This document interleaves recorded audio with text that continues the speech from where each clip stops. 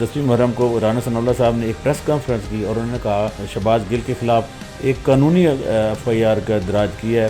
ایک ایسا شخص جس کا ایک کرمنل ریکارڈ ہو، جس کا اپنا ایک مقدمہ تھانہ ANF کے تھانے لاہور میں کینٹ میں زیر سماعت ہو اور وہ ان میں پیشیاں بھگت رہا ہو، تو پھر وہ کہہ رہا ہو کہ میرے پاس اور بھی ہے، اگر ہم چاہتے تو ان پر 15-20 کلو ہیروئن بھی ڈال سکتے تھے، منشیات ڈال سکتے تھے. جتنا بڑا ان کے پاس عہدہ ہے اتنے ہی انہوں نے غیر ذمہ داری کا ثبوت دیا. لہذا قانون کو اپنا راستہ لینا چاہیے. السلام علیکم ناظرین، میں ہوں آپ کا میزبان علی حمزہ اور آپ دیکھ رہے ہیں نیو ڈیجیٹل. ناظرین، آپ نے سوشل میڈیا پر ایک خبر کو بہت زیادہ گردش کرتے دیکھا ہوگا کہ لاہور کے شہری نے وزیر داخلہ رانا ثناء اللہ کے خلاف FIR درج کروا دی. میرے ساتھ وہ شہری اس وقت موجود ہیں. کیا معاملات ہیں، کیا وجہ بنی FIR کٹانے کی، آئیے ان سے جانتے ہیں. السلام علیکم. جی السلام علیکم. وعلیکم السلام. سر کیسے ہیں آپ؟ میں بالکل ٹھیک ہوں، آپ کیسے ہو؟ الحمدللہ. سر آپ پہلے تو اپنا تعارف کرائیں نا، آپ نے وزیر داخلہ کے خلاف FIR درج کروا دی. دیکھیں، میں عبداللہ ملک ہوں، میں پاکستان کے لیڈنگ ہیومن رائٹ ایکٹیوسٹ ہوں. شعبے کے حوالے سے میں قانون دان ہوں اور آپ کے رائٹس کے لیے ہم وقت کام کرتے رہتے ہیں. سر آپ نے اپنی فیلڈ کا سہارا لیتے ہوئے وزیر داخلہ پہ FIR کٹوا دی. نہیں، میں نے فیلڈ کا سہارا نہیں لیتے ہوئے، لا نوئنگ شخص سے ہوتے ہوئے.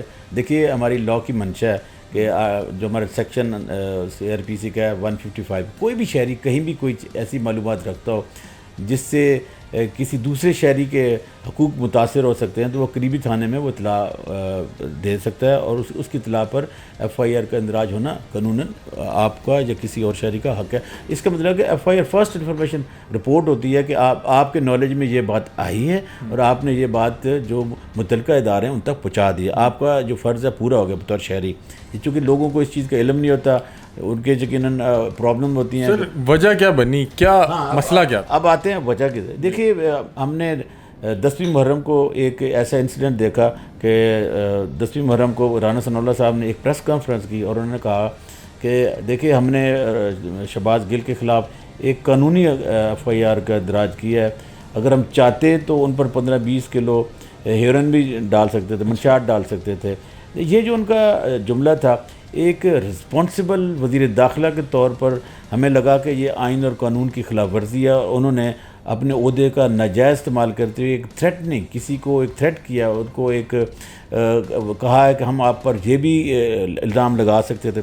تو دیکھیے، ایک ایسا شخص جس کا ایک کرمنل ریکارڈ ہو، جس کا اپنا ایک مقدمہ تھانہ ANF کے تھانے لاہور میں کینٹ میں زیر سماعت ہو اور وہ ان میں پیشیاں بھگت رہا ہو اور ان پر فرد جرم عائد کرنی ہو اور ان کا ریکوری بھی ہوئی ہو، ان گاڑی سے بیگ بھی برآمد ہوا ہو، تو پھر وہ کہہ رہا ہو کہ میرے پاس اور بھی ہے.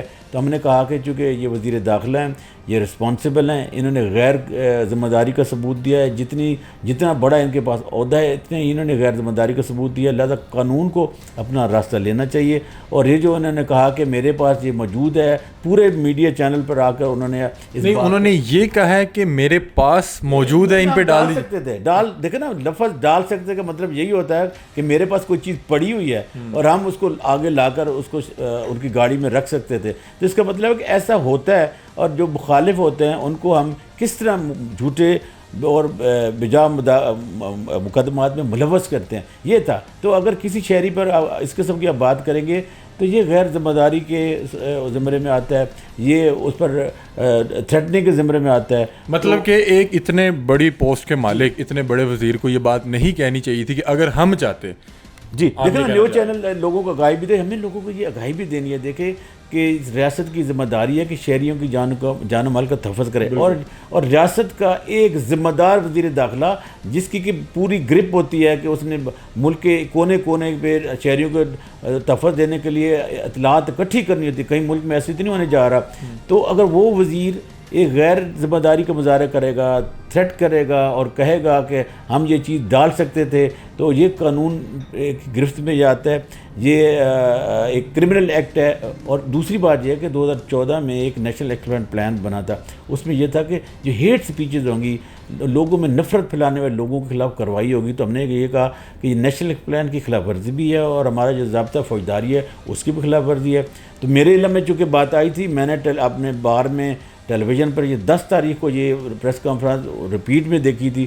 تو میں نے وہ علم کی بنیاد پر اپنے آنکھوں کا دیکھا حال جو میں نے کانوں سے سنا، اس پر میں نے جا کے تھانہ میں یہ اپلیکیشن دی تھی اور اس پہ یہ کارروائی ہوئی. FIR کٹ گئی ہے.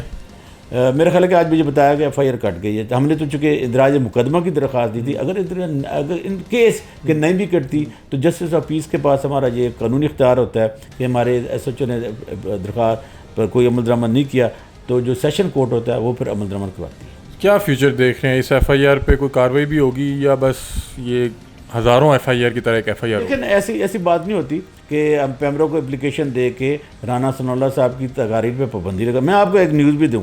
وہ نیوز یہ ہے کہ اب اگلا جو اقدام ہم اٹھائیں گے وہ بڑا قانونی اقدام ہوگا کہ عابد شیر علی صاحب نے ایک سٹیٹمنٹ دی ہے. عابد شیر علی صاحب نے کہا کہ یہ صرف اتنے لوگوں کے قاتل نہیں ہیں, یہ 18 لوگوں کے قاتل ہیں.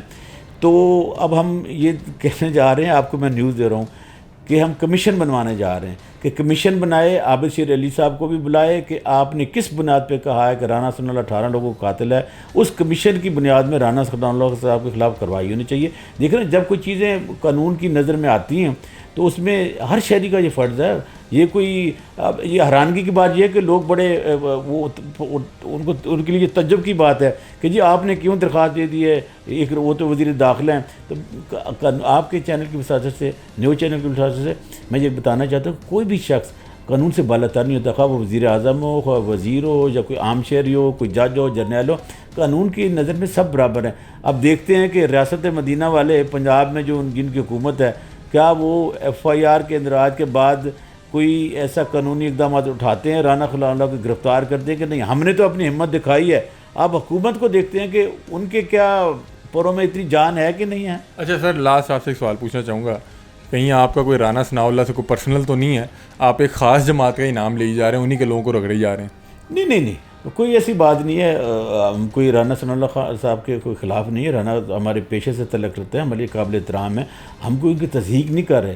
دیکھیں کوئی بھی شخص کوئی بھی ہو, خواہ PTI کو, پیپل پارٹی کو, PLN کو, جو بھی قانون کے خلاف بات کرے گا, جو شہریوں کو تھریٹ کرے گا اور پھر اپنی پاور یوز کرے گا. رانا ثناء اللہ کا نام ہم اس لیے لے رہے ہیں کہ رانا ثناء اللہ صاحب ایک پاکستان کی ریاست کی ایک ذمہ دار وزیر عہدے پر فائز ہے, وزیر داخلہ ہیں. تو جتنی بڑی ذمہ داری ہوتی ہے اتنا ہی ان پر وہ کرائم کا بھی آپ سمجھتے ہیں نا میں کیا کہنا چاہ رہا ہوں. جی بہت شکریہ. جی تو ناظرین آپ نے ان کی گفتگو سنی. بتا رہے ہیں کہ رانا ثناء اللہ ایک بہت بڑے عہدے پر فائز ہیں, انہیں اس طرح کا بیان نہیں دینا چاہیے تھا. یہ خود بھی قانونی پیشے سے منسلک ہیں, تو انہوں نے کہا کہ مجھے یہ لگا کہ یہ غیر قانونی اور غیر آئینی تھا, تو میں نے جا کے ایک FIR کٹوا دیا ہے. باقی دیکھیں اس FIR پہ کیا کارروائی ہوتی ہے. اپنی رائے سے کمنٹ سیکشن میں ضرور آگاہ کیجیے گا. تب تک کے لیے اپنے میزبان علی حمزہ کو دیجیے اجازت. اللہ حافظ.